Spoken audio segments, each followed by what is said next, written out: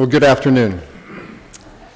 My name is Mark Valeri, and I'm on the faculty here at the John C. Danforth Center on Religion and Politics, and I want to welcome you all this afternoon to the third of our fourth lecture series on religion, medicine, and law, the series sponsored by the Center. It is a privilege and a pleasure especially to introduce our speaker for this afternoon, in part because we go way back, is the saying.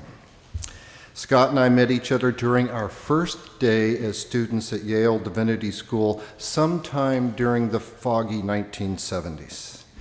And it is a remarkable thing to get reacquainted after all these years. So, Dr. G. Scott Morris, who is an ordained Methodist minister and family practice physician, is the founder and chief executive officer of the Church Health Center, which provides health and spiritual care to low-income, uninsured people in Memphis, Tennessee. The CHC, or Church Health Center, serves over 65,000 patients, including primary care, dentistry, optometry, and social work counseling. The center also has a wellness and faith community outreach ministry, which focuses on preventative medicine and spiritual nurture. Dr. Morris has received numerous awards for his work from civic, health, professional, and educational institutions such as the Society of Entrepreneurs, Memphis Theological Seminary, the American Medical Association, and the United States Department of Health and Human Services. The Tennessee Academy of Family Physicians named him Family Physician of the Year in 2001, and Rhodes College awarded him an honorary Doctor of Humanities. He has authored several books, including Healthcare You Can Live With, Discover Wholeness in Body and Spirit, and dozens of articles and essays on Christian faith, spiritual care, and medicine, especially in the Southern City and for the working poor. So we welcome him this afternoon and look forward to his presentation on the faith community's role in healthcare. Dr. G. Scott Morris.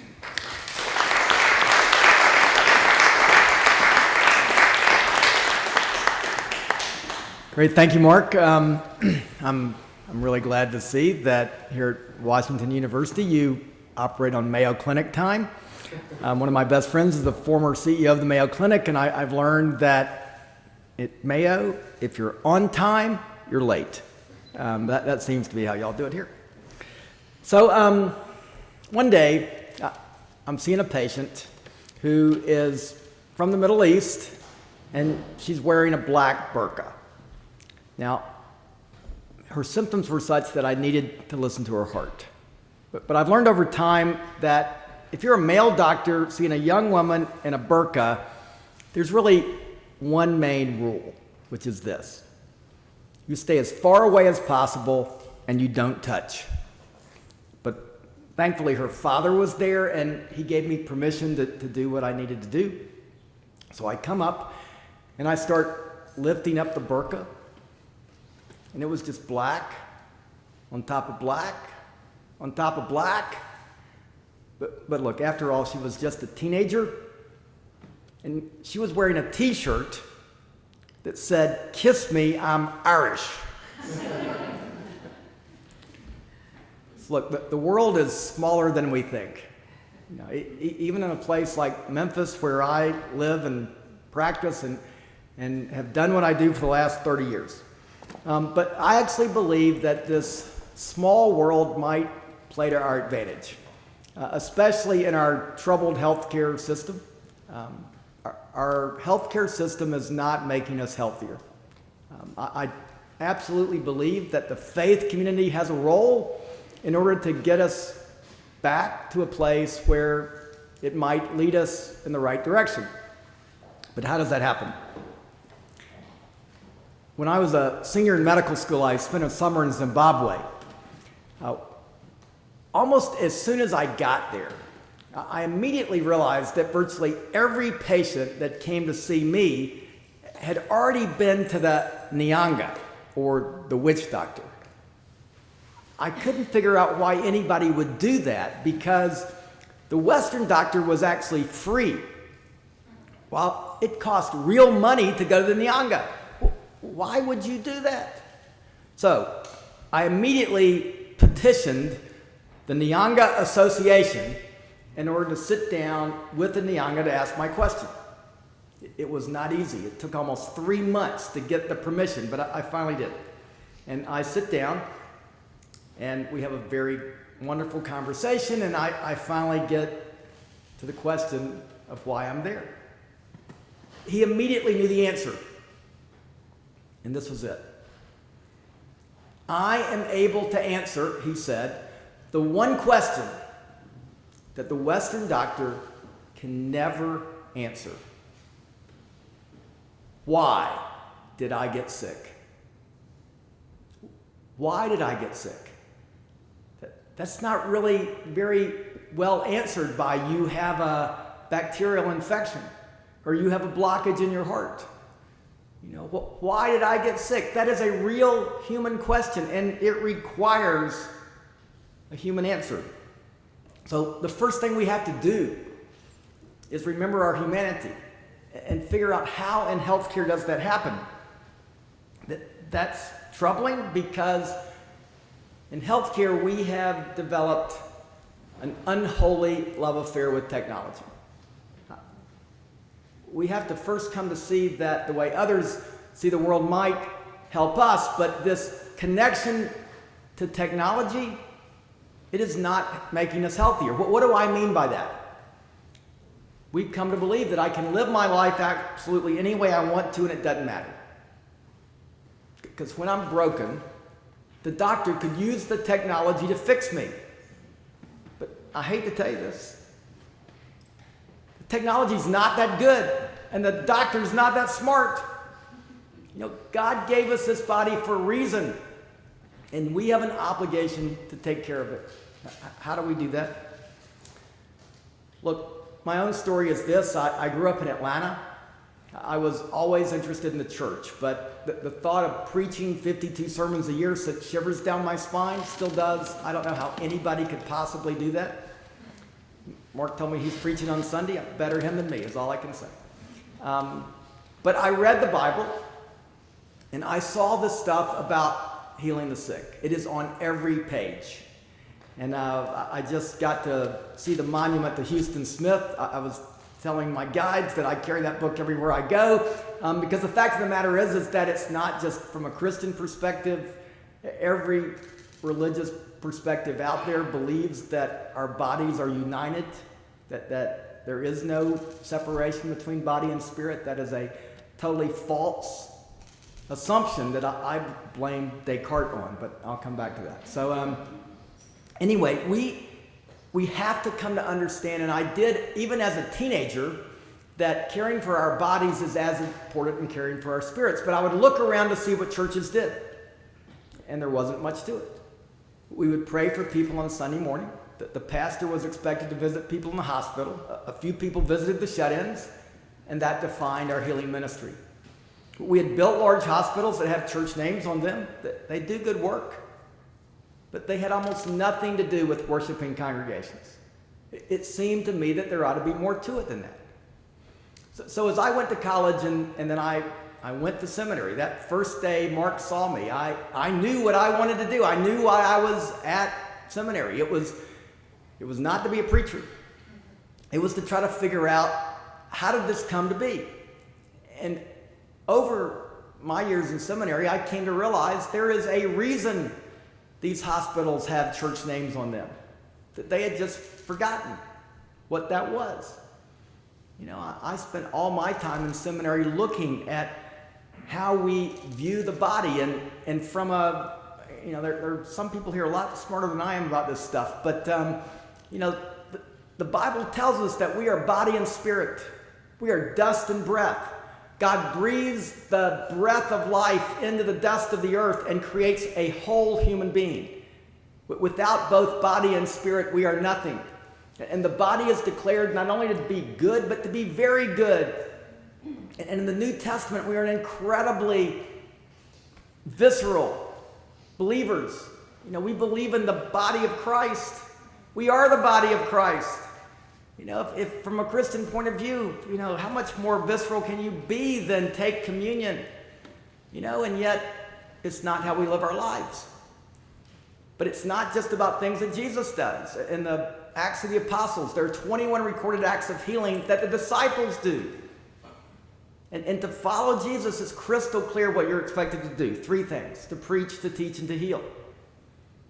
You don't get to take a pass on the healing part. You can't leave it to the people who wear white coats. That won't work. If you want to follow Jesus, then how are you engaged in the healing ministry? You personally and your church. You have to answer that question. So that's how I spent my time, looking from a biblical standpoint, but then historically I came to realize that it is also everywhere we turn. If we look just at this country, prior to the Civil War, if you were sick, the most likely person anybody would have seen for health care was a pastor. But pastors provided virtually all the health care in this country. That is how we did it, partly because they were the most learned people, but also because they had the knowledge, and that knowledge was about body and spirit.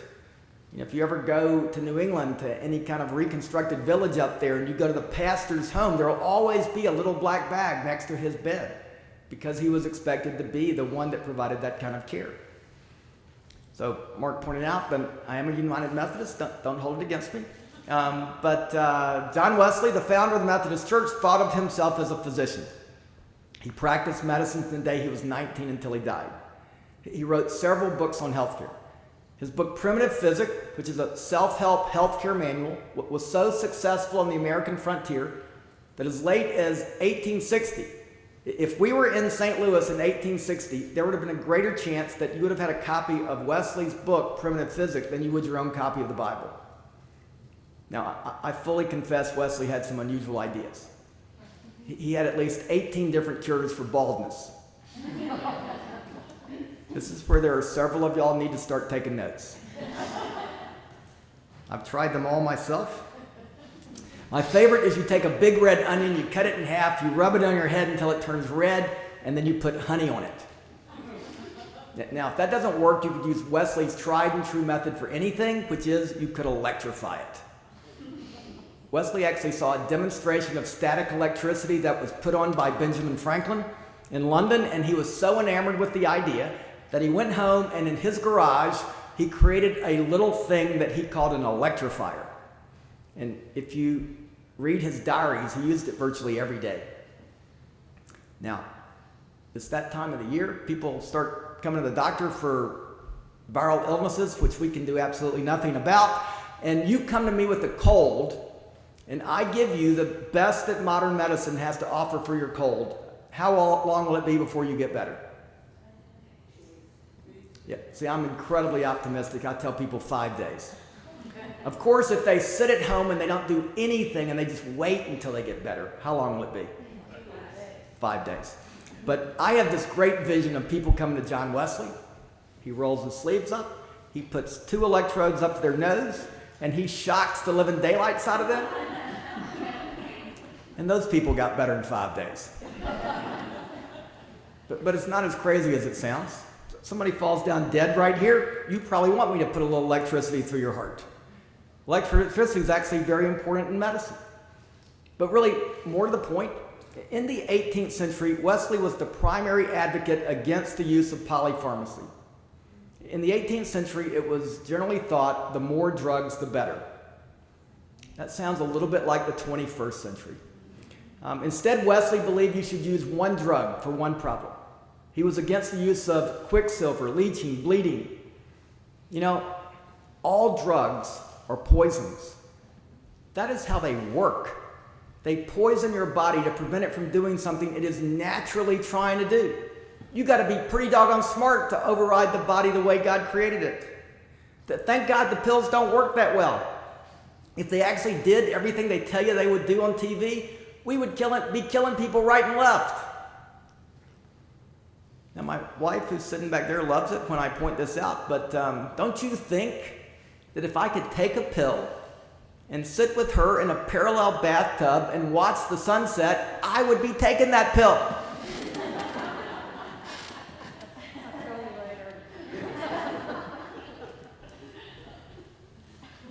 Wesley is a contemporary of George Washington. So, anybody know how George Washington died? You know, it's December 11th. He is walking around Mount Vernon and he gets sick. We now surmise he developed something called epiglottitis. They called the best doctors in America to take care of him. And over the course of the next 24 hours, they bled him of 5 pints of blood, and he died. Sometimes the technology is not what we think it is. Instead, Wesley, had they called him, he always advocated things like clean air, fresh water, more exercise. I confess he thought that riding a horse would cure almost anything. But he would have gotten Washington up on his horse and rode him around Mount Vernon, and he may have lived a few more years. But really, more to the point, Wesley believed that every Methodist society, and indeed every church, should be involved in direct, hands-on health care. For him, it mostly had to do with the coal miners of Western England. Now, when he came to America, even though he was not a very successful evangelist, I mean, like he didn't convert a single person, but you think that's not successful?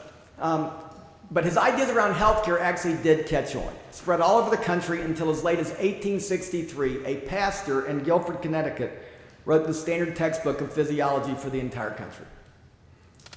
So over the last 150 years, things have changed. May have noticed that. How did that happen? One, I believe, is the split between science and religion that comes about because of Darwin. You should never underestimate the influence of Darwin.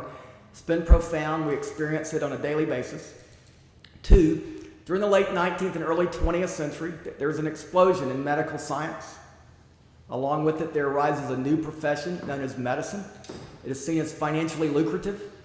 It makes sense to keep the church out, and the truth is the pastors are too lazy to keep up with all the new knowledge. And the third thing, and what I really think is the most important thing, during this same time frame, the late 19th, early 20th century, there's a reassertion of a philosophical idea, Cartesian dualism. Descartes' idea, that's a recapitulation of Plato, that says we can take a human being and separate us into a body and spirit. We put the body on one side and say it's the purview of science and medicine. We put the spirit on the other and say it's okay for the church and people of faith to mess around with our spirits, but heaven forbid it cross this line and actually care about our bodies. That is a fundamentally non-Christian, non-Jewish, non-Hindu, non-Muslim idea. I think if Houston Smith were with me right now, he could name about 10 more that would say this is not what people of faith believe. That may be what Plato believed. If that is your point of view, fine, but just claim it as Platonic and don't claim it as any world religion because it is not what we think. So this is how I spend my time in seminary. I'm sure I'm supposed to be doing other stuff, but that's not what I did. That's what I did. And then one day, I'm in the chaplain's office at the Yale Medical School, and I look on his desk, and there's a little pamphlet that says, how to start a church-based health clinic. And I go, that's it. That is what I want to do. So it was written by a Lutheran pastor named Granger Westbrook. And I go to Chicago, where Granger is, and learn how to do this whole idea. And I spend the next 10 years figuring it out. Now, by the time I'm in medical school, I go there with these thoughts of linking faith and health. I was the only one there thinking that stuff, y'all. And I came this close to going off the abyss and being converted to what I consider to be the religion of medicine. It is a religion unto itself. So some of you may know exactly what I'm talking about.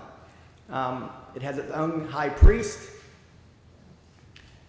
Well, one day, I'm a third-year medical student, and there's a code on an elderly man. In most situations, I'm guessing it's that way here as well. The third-year medical student's job is to do the chest compressions, pumping on somebody's chest during the code. That was what I was doing. I had the life of an elderly man underneath my hands.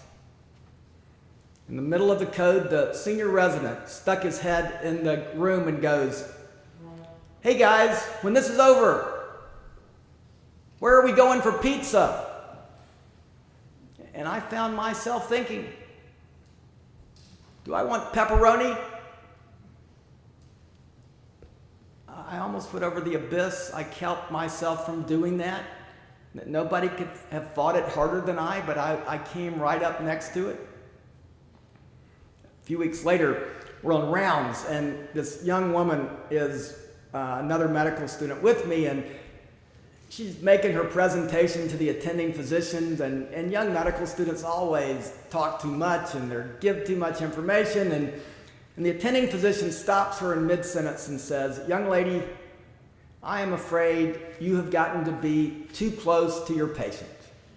You need to learn to keep your distance." I immediately knew that he was wrong. Nobody needs to be taught how to keep their distance. We do that naturally. What you need to be taught is how do you get to be close to another human being. That's not so easy. But we are not teaching our young doctors how to do that. And the end result is reflected in our health outcomes today. It may be hard for you to see here, but we are now spending 17% of our gross national product on healthcare. This compares the healthcare costs of every developed country, and we are at the top black line. That's a lot of money we spend. And recently, this study was done to look at our health outcomes based on quality measures that had to do with efficiency, accessibility, other indicators like infant mortality. These are the 11 richest countries in the world, and the United States finished dead last. How did this happen? How did it happen? I think I just outlined to you how it happened. So, how do we turn the clock back? How do we come up with a different plan? Well, this is, in our little small way in Memphis, what I believe we've been working on for the last 28 years. So after I find a way to go to medical school and do all this stuff, I do my residency, and I'm now ready to start my own church-based health clinic. I want to stay in the South. I don't want to go back to Atlanta because it had gotten to be too big. And I read somewhere that Memphis was the poorest major city in America. And based on that, I said, I'm going to Memphis. At that point, I was 33 years old. I was too young, too dumb to realize that what I wanted to do had no chance to succeed.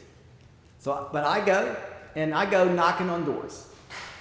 We are going to focus on the working uninsured, which back then was often referred to as the working poor. Why were we going to do that? Because this was 1987, and in 1987, there was an astronomical number of uninsured people, 26 million.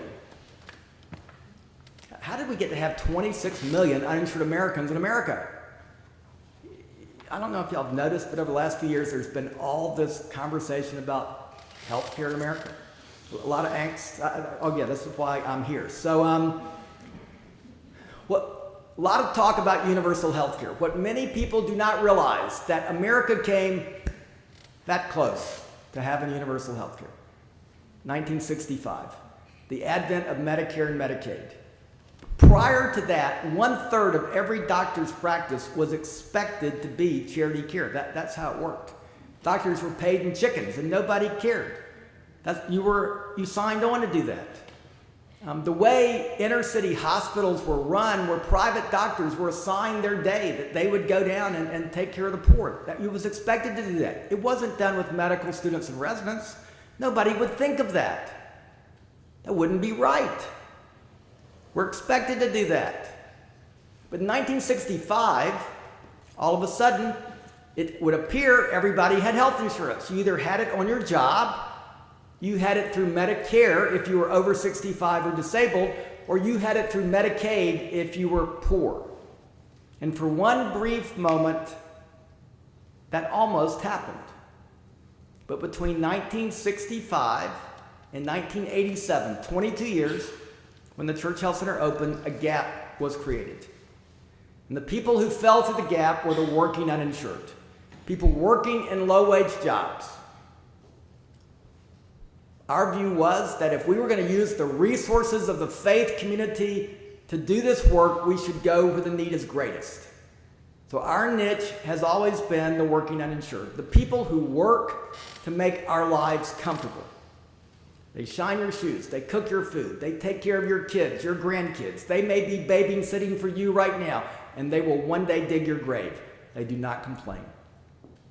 Yet when they get sick, their options are very few. So that was going to be our niche.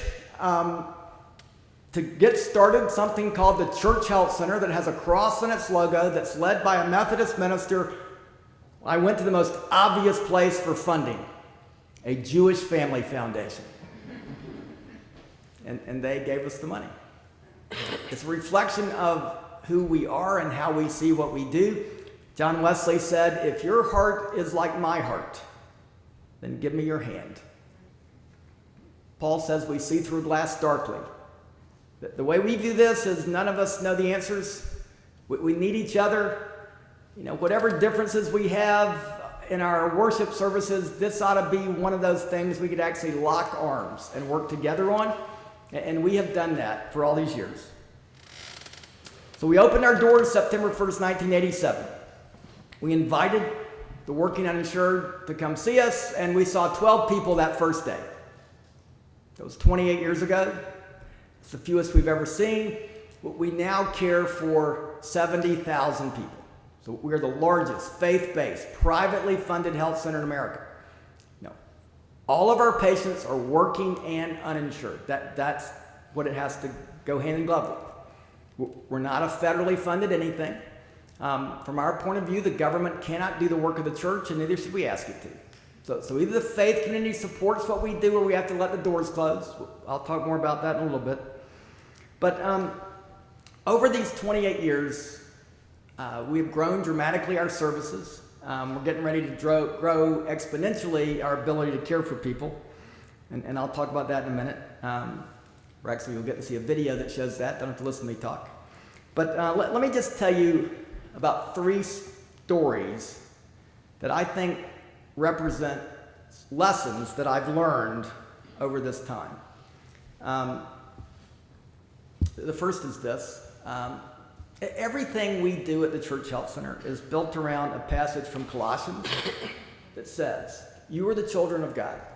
Therefore, as God's chosen people, holy and dearly beloved, clothe yourself with gentleness, kindness, compassion, humility, patience, and above all, put on love, the harmony which binds all." These virtues, we believe, are what ultimately makes life worth living. Who really cares if you live 2 years longer? If it means 2 years longer in a nursing home. Life for life's sake, that makes no sense. Breathing in, breathing out, I'm not signing up for that, are you? If we in healthcare are not helping people achieve what we would consider to be the goals for living, which we would say are having more joy in your life, having more love in your life, and being driven closer to something greater than we are, call it God. If those things aren't happening, then what's the point? We're going to control your blood pressure and your diabetes? To what end? If it isn't so that you can live the life well lived, then it doesn't really matter. But we are missing that. These are, in my opinion, why those health outcomes are as bad as they are. So, 3 principles that I think can get us back on track. The first is this: the person with the power has the responsibility to be kind.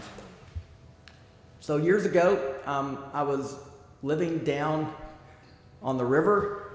The same river y'all have runs to Memphis. Did you know that? This was actually before the renaissance of downtown Memphis. Haven't been to Memphis in a long time. Very different, cool place. But I'm living down there and I can't sleep and I go for a walk. And I'm probably in a place I shouldn't have been at 2 o'clock in the morning, but it was a beautiful night, full moon, and this man starts walking toward me. I feel him coming toward me. You know that feeling? He's coming toward me. My heart starts to pound. I'm reaching for my wallet. I'm praying, please, dear God, don't let him kill me. He gets right up next to me, and I swear to you, I'm not exaggerating. He was at least 10 feet tall. He looks down at me and he says to me, "Ain't you my doctor?" And I look up at him and I go, "Yes, Jesus, I am."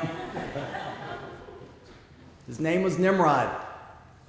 Nimrod goes, "Doc, you shouldn't be down here this time." I go, "Nimrod, you're right, I got it." And he walks me back to my apartment and we have this conversation.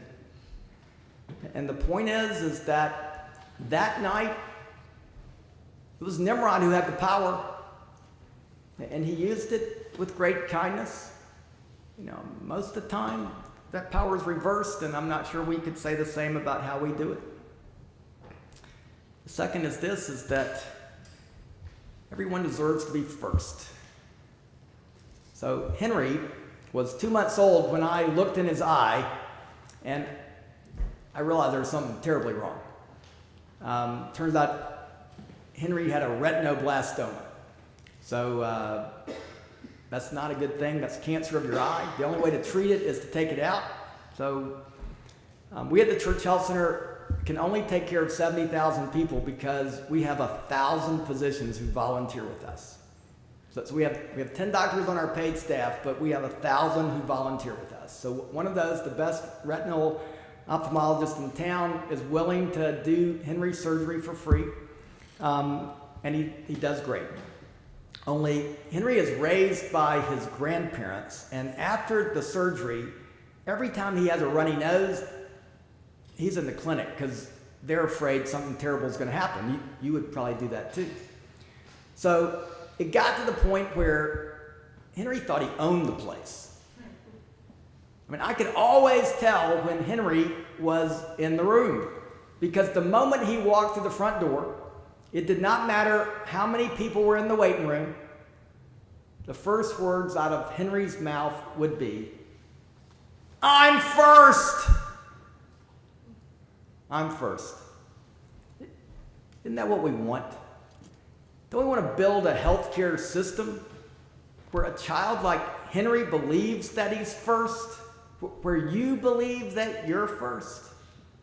That's how it should be. Technology won't get us there. The last is this. Don't skip the rapids. So when I was a senior in high school, my mother was diagnosed with ovarian cancer. At the time, the doctors told her she would probably live another 10 years. I now realize that was not a very good thing for them to do because that was not going to happen. A few minutes later, she almost died. She got better. The next summer, I actually came home from my first year in college, and I planned to do with my friends what I did every summer. We were going on a rafting trip in North Carolina. So we got ready to go. We were about to leave, and my mother says, "Can I go with you?" Every young man's dream. His mother on a rafting trip with him and his friends. And I go, "Sure." So she comes along. We go down the river. Everything's going just fine until we get to the last rapid. So there's one last mammoth rapid. We get out to scout it, make our plan to go through it. And my mother got scared. It was easy to understand. And I go, "Just wait here. We'll pick you up on the other side." As we go to get in, she goes, "Why not?" She gets in the raft, and together we all go through the rapid. At a critical point, when I should have leaned forward, I leaned backward. And just like that, I'm in the water. But I wasn't there very long because almost immediately, the hand of God, my mother, reached down and pulled me back into the raft. And the trip was over. I remember that all these years. And what it reminds me of, and I am certain of, is that at that point when my mother was clearly dying, it may have been the point where she was the most healthy she ever was in her life. She did what she did best, which was love her child, me. And what she did is what we all need to learn from, and that is not run away from our uncertainties. If we have to be certain, then we will never accomplish anything. The only chance we have to move forward is to embrace uncertainty and move forward down the river as best we can, keeping all of us in the raft together. So, the next time you hear people on the radio talk bad about all that's going on, don't worry about all the economics of the Affordable Care Act. Just don't let it affect you yet. Instead, I charge you to think about real people. Think about Nimrod. Think about Henry. Think about your own mother. And then I also hope you will not forget the young girl in the burqa. And remember that in reality, we are all Irish. So where do we go from here? Where do we go from here? The Church Health Center has been around for 28 years, and I want to show you a video of our next steps. And she showed me how to do it, and help me, y'all. She showed me, I forgot. Oh no, I just click anywhere up here, right? No.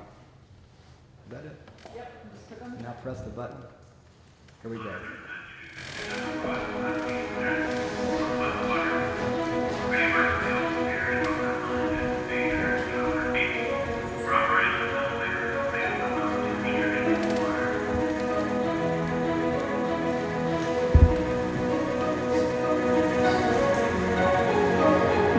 Crosstown Development Project started with a conversation that probably hundreds, even thousands of Memphians have had over the last 20 years. And that is, how amazing would it be if something cool could happen with the historic Sears building? And it's hugely important that even the very first idea for this project was a shared experience, a collective thought, not just one person, one developer, or one preconceived vision. And here we are, together, as a city, nearly 5 years later, starting construction on the renovation. Looking back at the process and how it unfolded, it's the same collective spirit, the coming together of a lot of people who believed in the idea, as far-fetched as it may have seemed. And the development team knew this early on, that it had to be a group effort, not just about renovating the building, but also about building community. The project and vision came to be defined by this sense of community effort, the multitude of people involved rather than simply a gigantic space to be filled. We knew from the beginning that we wanted to create a community that plays a significant role in the development and also have presence in the building. While the arts was a catalyst and means of community building, the specifics of the project took shape over time based on conversations with leaders of local organizations. It was out of this kind of collaborative process that the vertical urban village concept was born. I think what excited everyone about the vertical urban village vision was the potential for organizations not just to co-locate or coexist like a typical mixed-use project. What inspired our founding tenants was the possibility of interweaving programming and resources, even sharing space. Because let's be honest, even among the believers, there were still few who thought the idea was a little crazy. Skeptical. There's been so much talk over the years that I've been in Memphis area plans for this or that. You better believe on a project like this, there are not many green lights. You don't have laws that just push and encourage this. There's a law that says you can't do this, you can't do that. The age of the building, red light, red light, red light, red light.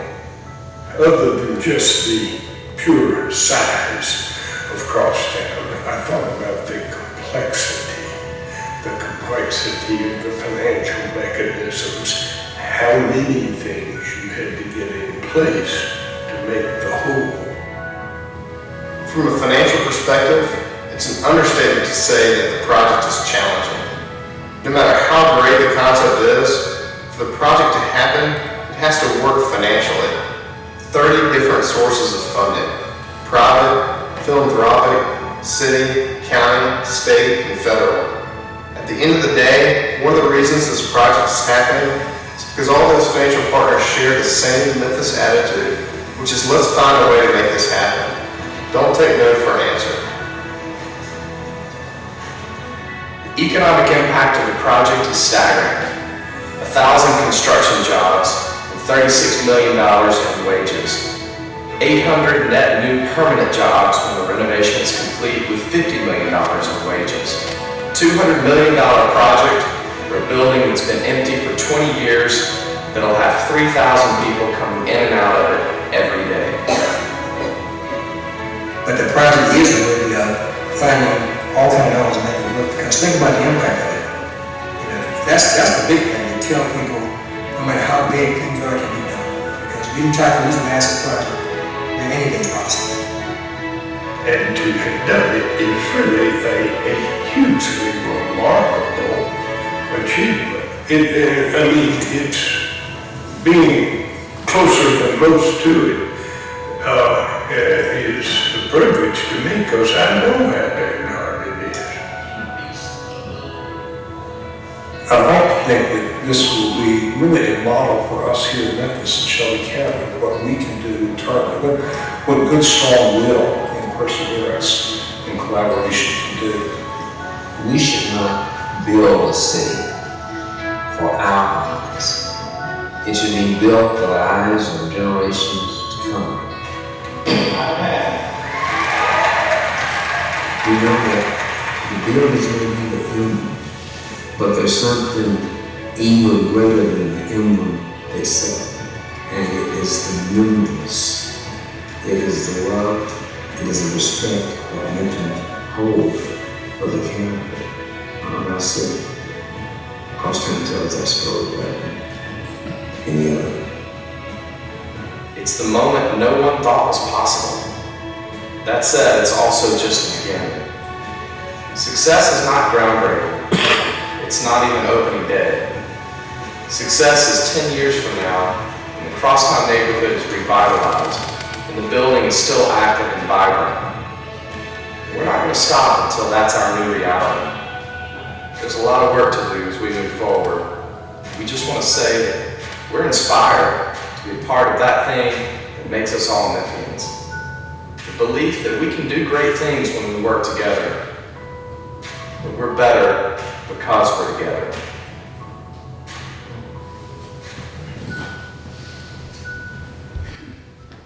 So this was shown at the groundbreaking of this unbelievable project that will be finished in 14 months. So January of 17, we are moving our entire operation into this building. You'll notice that I've spent this entire time, and I'm about to run out of time, without mentioning the Affordable Care Act. Because there is no such thing as Obamacare. I want to make that crystal clear. You cannot go sign up for Obamacare. If during the questions, I'd be more than happy to talk more about it. But there are great holes in the Affordable Care Act. I told you in 1987 there were 26 million uninsured Americans. If the Affordable Care Act were to be fully implemented, no bumps in the road, all 50 states expand Medicaid, which y'all may have noticed that hasn't happened here. Neither has it happened in Tennessee. But if that were to happen, then according to OMB, in 2020, there would be still 36 million uninsured Americans, plus the immigrants. Because politically on both the left and the right, we've thrown the immigrants under the bus. Jesus said the poor will always be with you. So far, he's been right. I just don't think he ever anticipated there were going to be so many poor. So what we know in Memphis is that Washington doesn't care about Memphis, and our state, Nashville, doesn't care about Memphis. How do we do this as a community? Locking arms, but without relying on others to do this for us. How can we collectively, Memphis remains the poorest major city, but this is an unbelievable project, as you can tell from the video. But it's not just about healthcare. The unifying partners are health, education, and the arts. But let me give you an example about how this working together can happen and why we're doing this, and then I'll stop. So I see on a regular basis a person like I saw on Friday. She's 28 years old. She's had 2 children.